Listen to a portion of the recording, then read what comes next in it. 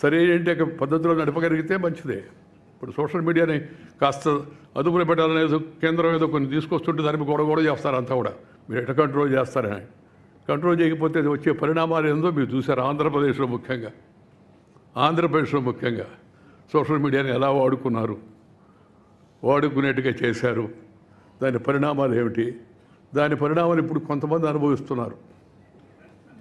అదేమంటే మేము అనుకోలేదు, నేను కాదండి, ఆయన ఎవరో ఎక్కడి నుంచో చెప్పాడు, ఆయన చెప్తే నీకు బుద్ధి ఉండబడలే చేయడానికి. సింపుల్. అది వేరే విషయం అనుకోండి. రాజకీయాల్లోకి ఆ వ్యక్తుల గురించి నేను రాజకీయాల్లో లేను. ఇప్పుడు అసలు ఆ రోజుల్లో నలంద ఈ విశ్వవిద్యాలయాలు ప్రపంచానికి అంతా కూడా, ప్రపంచంలో వాళ్ళు అందరూ వచ్చి కూర్చొని ఇక్కడ చదువుకొని పోయేవాళ్ళు. పుస్తకాలు కూడా రాశారు. ఇది నేను వెంకయ్యనాయుడు చెప్పిందో లేకపోతే భారత చరిత్రకారులు చెప్పిన విషయం కాదు. హ్యూయన్ సాంగ్, పాహియాన్, చైనీస్ చరిత్రకారులు వచ్చి ఆ రోజుల్లో పరిశీలించి చూసి రాశారు అందువలన మనము మేలుకొని మన చరిత్రను మనం కాపాడుకోవాలా, మన సంస్కృతిని మనం కాపాడుకోవాలా. మన యొక్క ప్రభుత్వం ఇవాళ ప్రవేశపెట్టిన నూతన విద్యా విధానం ఆ దిశలో ముందడుగు వేస్తుంది. అదే కాదు, ఈ మరిగిపోడిన ఈ చరిత్రలో ఉన్న విషయాలను బయటికి తీయడం కోసం కూడా ఇంకా పరిశోధనలు జరగాలని చెప్పి నేను కోరుకున్నా. యువతరం విశ్వవిద్యాలయాల్లో చదువుకునే వాళ్ళు వారితో పాటు చరిత్ర కూడా తెలుసుకోవాలి. చరిత్ర చాలా అవసరం. ఇందాక వెంకటేశ్వర గారు కూడా చెప్పారు కదా, నాకు కూడా అనిపిస్తుంది. ఏ సబ్జెక్టు చదివేవాడికైనా, మెడిసిన్ చదివేవాడికైనా, ఇంజనీరింగ్ చదివేవాడికైనా, లేకపోతే ఐటీలో ఉండేవాడికైనా దేశ చరిత్ర ఒక తప్పనిసరి భాగం చేయాల్సిన అవసరం ఎంతో ఉంది. చరిత్రను తెలుసుకోవాల్సి ఉంది. ప్రతి ఒక్కరు కూడా చరిత్రను తెలుసుకోవాల్సి ఉంది.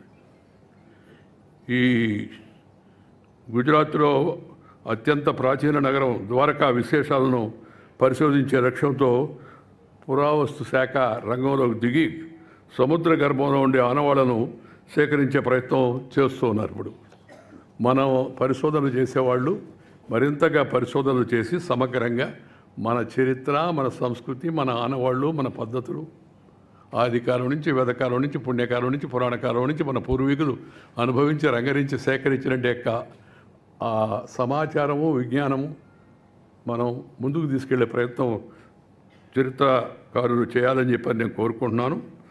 ఈ గతానికి సంబంధించిన యొక్క నమోదు చరిత్ర మామూలుగా ఈ నమోదు తటస్థ వైఖరితో జరగాల. మళ్ళా నేను అండర్లైన్ చేస్తున్నది, తటస్థ వైఖరితో జరగాల. ఇజాలు దాంట్లో జొప్పించకూడదు ఎవరు కూడా. అందువలన చరిత్రను నమోదు చేసే వ్యక్తుల యొక్క దృక్పథాలకు అనుగుణంగా చరిత్రను తయారు చేయకూడదు. జరిగినట్టుగా సమాచారాన్ని సేకరించి భిన్న దృక్పథాలు ఉన్నవాళ్ళు కూడా చారిత్రాత్మక సత్యాలను అన్వేషించి దాని శాస్త్రంలో తీసుకెళ్లాలని చెప్పి నేను భావిస్తున్నాను. మన చారిత్రక అనేక ప్రదేశాల్లో ఉన్న అన్నీ కూడా శిథిలం అయిపోతున్నాయి. వాటిని కాపాడుకోవాల్సిన అవసరం ఎంతో ఉంది. చరిత్రలో యాత్రా సాహిత్యం ఉంది ఒక ముఖ్యమైన పాత్ర. యాత్రా సాహిత్యం నేను చెప్పాను కొద్దిగా నాకు ప్రాపంచిక పరిజ్ఞానం వచ్చిందంటే తిరగడం వలనని. మన దేశంలో తిరిగాను, విదేశాల్లో కూడా తిరిగి జనంతో నేను ఎక్కడికి వెళ్ళినా రాజకీయ నాయకుడిగా కూడా, మామూలుగా రాజకీయ నాయకుడు ఏం చేస్తుంటారు, విజిట్, ఒక meeting, press conference, night evening flight, return. నేను జీవితంలో ఒక లక్ష్యం పెట్టుకున్నా, ఎక్కడికి వెళ్ళినా సరే అక్కడ రాత్రి నైట్ హాల్ట్ చేయాలా. అప్పుడే అసలు విషయాలు బయటకు వస్తాయి. మనకి అందరూ మాట్లాడతారు మనసు విప్పి. నువ్వు అటు కాకుండా వెళ్ళి కార్యకర్తలను అడ్రస్ చేస్తావు, మీటింగ్ అడ్రస్ చేస్తావు, ప్రెస్ అడ్రస్ చేస్తావు, వెళ్ళిపోతావు అనుకోండి, నీకు లోతైన విషయాలు తెలవు. నేను ఆ దృక్పథాన్ని అనుసరించి ఎక్కడికి వెళ్ళినా రాత్రిపూట ఉండడం, వాడితో గడపడం అలవాటు చేసుకోవడం వలన కొంత విషయ పరిజ్ఞానం వచ్చిందని చెప్పని నేను భావిస్తున్నాను. ఈ హ్యూయన్ సాంగ్ చాలా విలువైన సమాచారాన్ని సేకరించాడు. మన ప్రాచీన భారతదేశం యొక్క విద్యా వ్యవస్థను గురించి కూడా, ఆ రోజున సమాచారం గురించి కూడా అందించాడు. అది అంటే ఇందాక చెప్పాను కదా, ఈ యాత్రీ సాహిత్యం ఏదైతే ఉందో దాన్ని చక్కగా నమోదు చేసే ప్రయత్నం ఆ రోజుల్లో అతను చేశాడు. కొంత యాత్రికులు సంపూర్ణ అవగాహనతో, తటస్థ వైఖరితో వివరాలు నమోదు చేస్తే భవిష్యత్తుకి మంచిగా ఉంటుందని నేను భావిస్తున్నాను. భారత్లో యాత్రా సాహిత్యం రాసిన వారు తక్కువే. తెలుగులో యాత్రా చరిత్రలో ఏనుగుల వీరాస్వామయ్య అని ఆయన రాసిన కాశీ యాత్ర చరిత్ర 1930-31 సంవత్సరంలో చాలా ముఖ్యమైనది. మొదటిది కూడా ఒక రకంగా చెప్పాలంటే యాత్రా సాహిత్యంలో. యాత్రా సాహిత్యం ద్వారా ఆయా ప్రాంతాల విశేషాలు, అక్కడ ప్రజల సాంఘిక సాంస్కృతిక జీవన పరిస్థితులు తెలుగునేటికి అవకాశం ఆధారపడి ఉంటుంది. ఇప్పుడంతా ఫేస్బుక్, ఇన్స్టా, యూట్యూబ్ వంటి సామాజిక మాధ్యమాలు చొచ్చుకుపోతున్నట్టే ఈ రోజుల్లో ఈ ట్రావెల్ బ్యాగ్స్ కూడా వస్తున్నాయి. చూసింది చూసినట్టుగా, ఉన్నది ఉన్నట్టుగా వీటిలో నిక్షిప్తం చేయడం ఒక మంచి పరిణామం అని చెప్పి నేను భావిస్తున్నాను. ట్రావెల్ యాక్ట్స్ వరకు పర్వాలేదు, కానీ ముఖ్యమైన రాజకీయ పరిపాలనా అంశాలు, సమాజాన్ని విస్తృతంగా ప్రభావితం చేసే అంశాలు మాత్రం వక్రీకరణలు, అర్ధసత్యాలు ఇప్పటికి కూడా కనబడుతున్నాయి. ఈ సోషల్ మీడియా మొదట్లో చాలా పాజిటివ్గా ఉండేది. ఇప్పుడు సోషల్ మీడియా కాస్త యాంటీ సోషల్ మీడియాగా తయారైపోతుందని చెప్పి భయం కలుగుతుంది. అలాగే ఇప్పుడు రాబోయే రోజుల్లో ఆర్టిఫిషియల్ ఇంటెలిజెన్స్ అంటున్నారు. అది కూడా ఏం చేయగలదో నాకు అర్థం కాదు. నేను చెప్పాక నాకు అంత పెద్దగా చదువుకున్నవాడిని కాదు. నేను ఆర్టిఫిషియల్ ఇంటెలిజెన్స్లో నేను ఇక్కడ ఉంటే అక్కడ ఉన్నట్టుగా చూపించి ఇంకేదో చేస్తున్నట్టుగా చేస్తే ఏమవుతుంది, దీనికి పరిష్కారం ఏంది,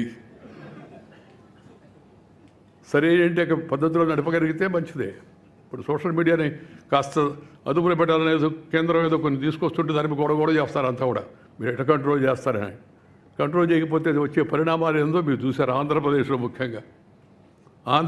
ముఖ్యంగా సోషల్ మీడియాని ఎలా వాడుకునేట్టుగా చేశారు. దాని పరిణామాలు ఏమిటి, దాని పరిణామాలు ఇప్పుడు కొంతమంది అనుభవిస్తున్నారు. అదేమంటే మేము అనుకోలేదు, నేను కాదండి, ఆయన ఎవరో ఎక్కడి నుంచో చెప్పాడు, ఆయన చెప్తే నీకు బుద్ధి ఉండబడలే చేయడానికి. సింపుల్. అది వేరే విషయం అనుకోండి. రాజకీయాల్లోకి ఆ వ్యక్తుల గురించి పోను, నేను రాజకీయాల్లో లేను నేను ఇప్పుడు, అందువల్ల నాకు దాని గురించి పెద్ద ఇదే. కానీ జరుగుతున్న విషయాలు వాటి గురించి సహజంగా ఒక బాధ్యత కలిగిన పౌరుడిగా ఆందోళనగా ఉంటుంది.